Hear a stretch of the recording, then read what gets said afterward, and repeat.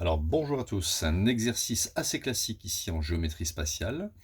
Nous avons un vecteur W de coordonnées 1,5, 3 et -7/4.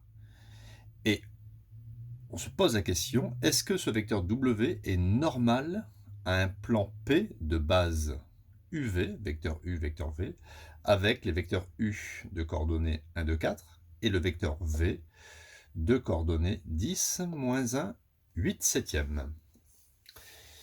Alors, qu'est-ce que ça signifie W vecteur normal? Alors regardez, on va faire un petit dessin. Ce n'est pas bien compliqué. Donc, normal à un plan P. Donc ici, vous avez un plan P de base UV. C'est-à-dire que dans ce plan, il y a deux vecteurs, hein, ici U et V. Donc les vecteurs U et V, hein, ici qui sont non collinaires, ce sont des vecteurs séquents, non collinaires car les coordonnées ne sont pas proportionnelles. Voilà, deux vecteurs. Eh bien, le vecteur W, on dit que c'est un vecteur normal. Normal, si vous voulez, c'est, je vais le représenter comme ça. Vous voyez qu'à ce stade, W, pour qu'il soit normal au plan, je vais l'écrire ici, W, il sera normal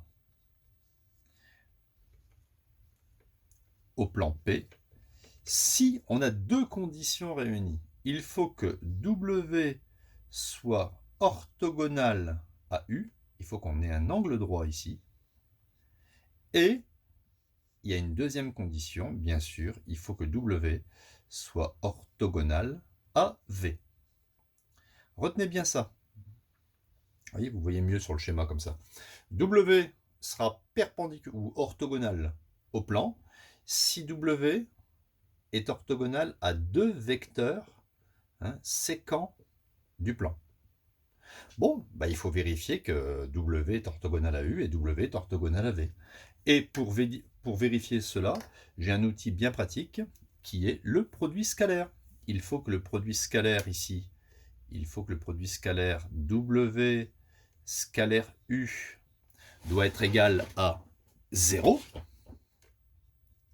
et W scalaire V doit être égal à 0, hein, puisque dire que W est perpendiculaire au vecteur V, cela revient à dire que le produit scalaire des deux vecteurs est nul. Alors on sait tranquillement calculer les produits scalaires. Donc c'est ce qu'on va faire maintenant. On va commencer par W scalaire U.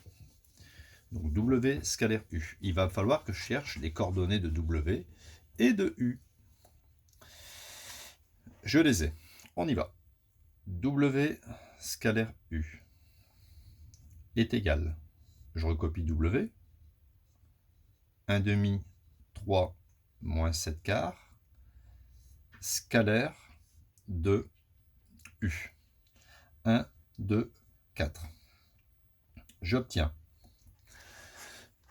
Alors, pour calculer le produit scalaire, on fait xx' plus yy' plus zz'. Donc ça fait 1,5 fois 1 plus 3 fois 2, ce qui fait 6, plus, et il faut faire moins 7/4 fois 4. Ça me donne 1,5 fois 1, ça fait 1,5, plus 6, et ici, 7/4, 4 se simplifie avec 4, ça fait 6 moins 7, ce qui me donne 1,5 moins 1, 1,5 moins 1, ça fait moins 1,5. Et tout de suite, on s'aperçoit que moins 1,5, bien sûr, est différent de 0. Si moins 1,5 est différent de 0, ça veut dire que W scalaire U n'est pas égal à 0, ce qui veut dire que W n'est pas orthogonal à U. On peut déjà s'arrêter là et dire que W ne sera pas un vecteur normal au plan P. Alors, juste comme ça à titre indicatif, faisons le calcul par rapport à l'orthogonalité de W et de V. On verra si ça marchait pour W et V. W, il est ici, et V, c'est 10 moins 1, 8 septièmes. Alors on y va, on refait le calcul du produit scalaire. Donc j'obtiens 1 demi fois 10, ce qui me donne 10 demi, plus 3 fois moins 1, ça me donne moins 3, et plus, alors moins 7 fois 8, ça fait moins 56, sur 4 fois 7, 28. Mais regardez, on pouvait aussi simplement barrer les 7, hein, c'est plus rapide. Si on barre les 7, ça fait moins 8 quarts, ce qui fait moins 2. Plus moins 2, ça fait moins 2. J'obtiens ici 10 sur 2, ça fait 5. Moins 3 moins 2, ça fait moins 5. Ah, tiens, ça fait 0. Donc ici, on a W scalaire V qui est égal à 0, ce qui veut dire que le vecteur W est orthogonal à V. Oui, mais le problème, c'est que W n'était pas orthogonal à U. Je vous rappelle, pour que W soit normal au plan, il faut que W soit orthogonal à U et à V en même temps. Donc, on peut dire en conclusion, hein, étant donné que le vecteur W n'est pas orthogonal à U, le vecteur W n'est pas un vecteur normal au plan.